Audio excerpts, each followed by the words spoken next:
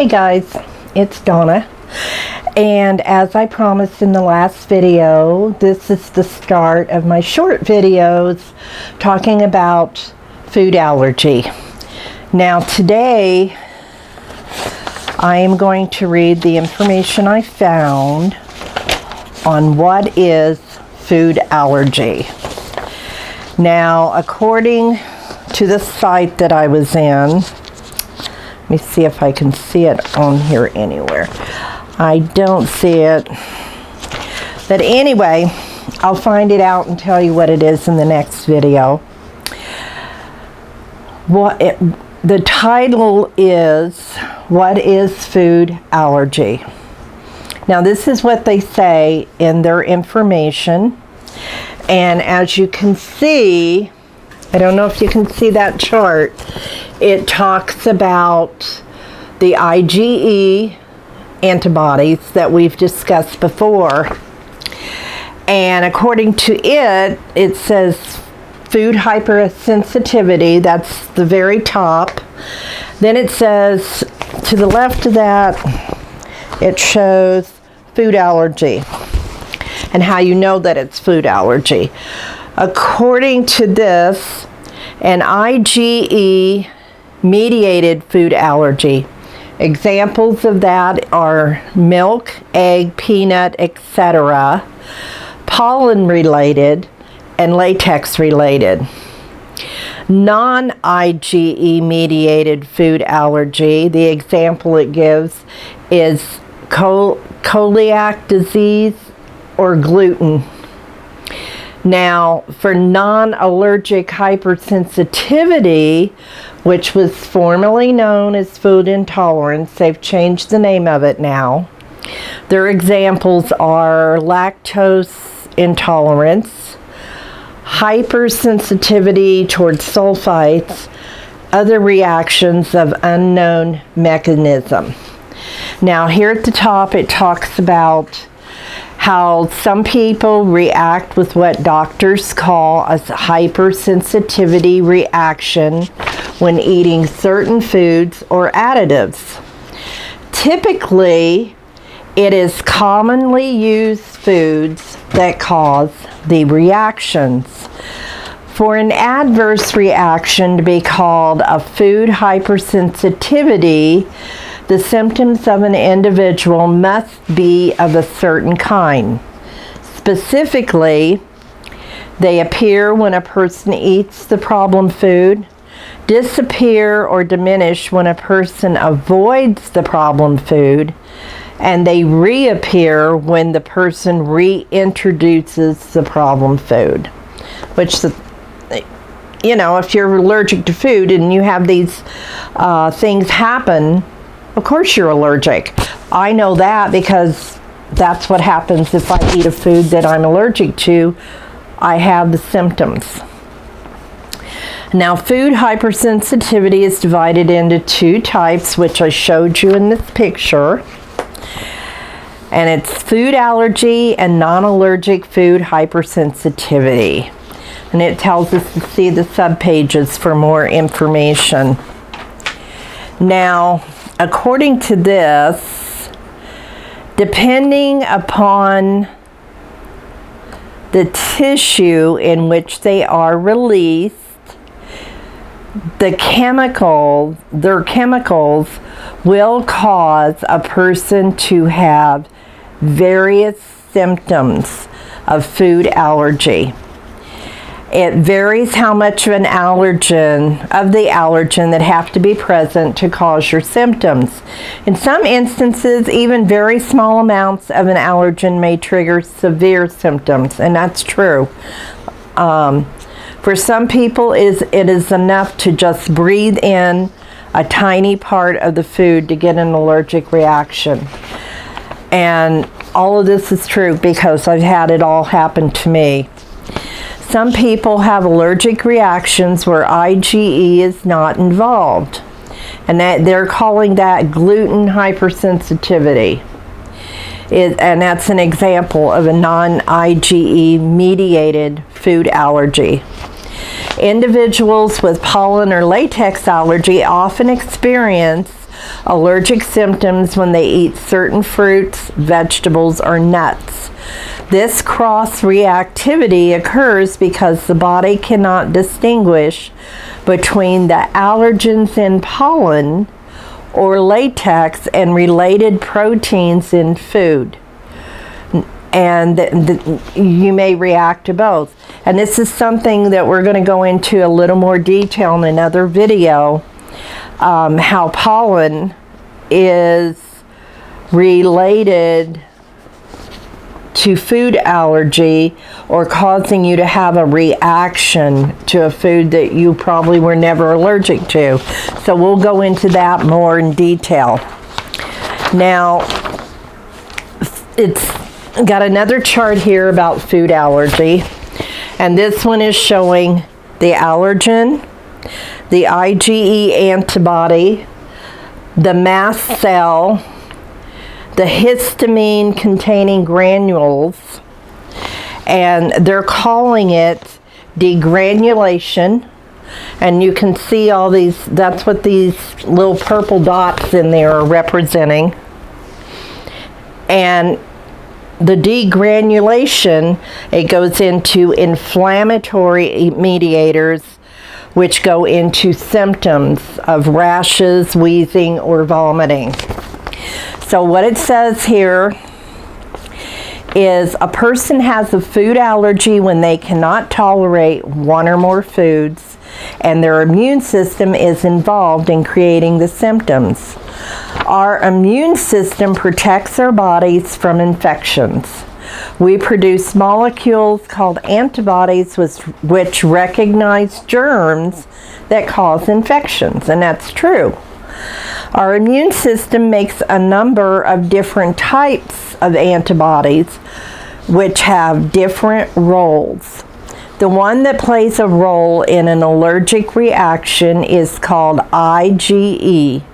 We produce IgE molecules to fight infections caused by parasites like worms or those that cause malaria.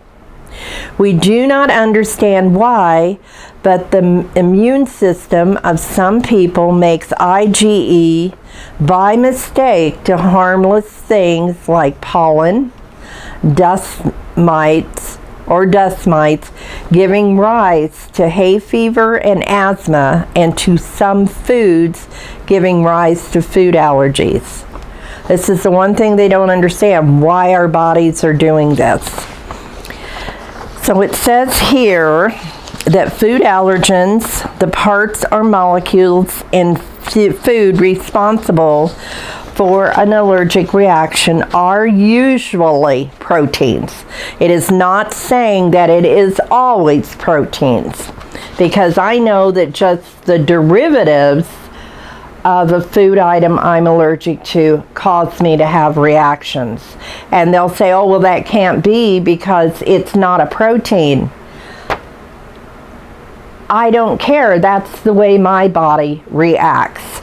So they're saying that there are generally several different kinds of allergen in each food. So they're finally recognizing that. So it's not yet clear what makes some proteins food allergens and not others. Now, when a person eats a food, the food may trigger immune cells to produce large amounts of IgE that recognizes that food. Sometimes the immune cells can be triggered to produce IgE when a person breathes in tiny parts of a food surface of specialized inflammatory cells called mast cells. Now, those cells occur in all our body tissues, but are especially common in areas of the body that are typical sites of allergic reactions. And that would be like your throat, your mouth, your nose, And then it said the person is insensitized to the food and primed to produce an allergic reaction. On any subsequent occasion, when the person eats the same food, The food allergens interact with the specific IgE on the surface of the mast cells. In response, the activated mast cells rapidly release chemicals such as histamine, which is why your nose starts running or you start having an asthma attack and you can't breathe. It's for that very reason, because as they say, they don't understand why those IgEs don't recognize it as a harmless food. They recognize it as something that will harm you. Okay, so that's it. That's their definition now of food allergy. Now, the food intolerance, which is part of what the first sheet was talking about, they have now named it non-allergic food hypersensitivity. Why they did that, who knows? To me, it's just more words you have to say. But what it says about it is, other reactions to food than food allergy include being poisoned by bad mussels and non-allergic food hypersensitivity. In this section, you can learn more about the latter. Non-allergic food hypersensitivity has previously sometimes been called food intolerance. I've always heard it called food intolerance. This is a new title for me. In non-allergic food hypersensitivity, the immune system is by definition not affected. So what they're saying is, in this situation, it's not affecting those Ig cells or antibodies. It's not going to cause your body to react like it would if you were allergic. So it says that usually the symptoms in non-allergic food hypersensitivity are milder and take longer to appear after eating the offending food compared to the symptoms of food allergy. In addition, someone with this condition usually has to eat much more of the offending food before developing symptoms. However, you cannot discriminate between non-allergic food hypersensitivity and food allergy based on the symptoms alone. Non-allergic food hypersensitivity has previously sometimes been called food intolerance. Two examples of food substances that can cause non-allergic food hypersensitivity are the widely used food preservative sulfite, as well as the milk sugar lactose. Lactose intolerance is the normal condition in 75% of the population, human population. But it is relatively rare in Northern Europeans, probably occurring in 3 to 6% of the population. Isn't that interesting? It is a hypersensitivity to the lactic sugar in milk. It is different from cow's milk allergy, which is a reaction to the proteins in milk. Lactose intolerance occurs when a person produces insufficient of the digestive enzyme lactase. Lactase breaks down the lactose into its component sugars in order for the body to absorb it through the intestinal wall. Its lack means that their lactose, when they drink it, is not absorbed properly, and the bacteria ferment the non-absorbed lactose in the large bowel. So it produces gas, which leads to stomach ache, bloating, and diarrhea after ingestion of normal portions of dairy products. Now, my husband is lactose intolerant, and everything it says that it does to him. If he gets a hold of any regular milk, ice cream, anything like that, he loves it, but it just tears up his system. So this is some of the things that it's talking about for people with food intolerance. And we went over what a food allergy actually is. So my next little short video I'm going to do will talk about some of the other information that I found. And I found some interesting things that I think you'll be happy to hear about. So until next time, guys, take care of yourself, stay safe, and we'll see you soon. Bye.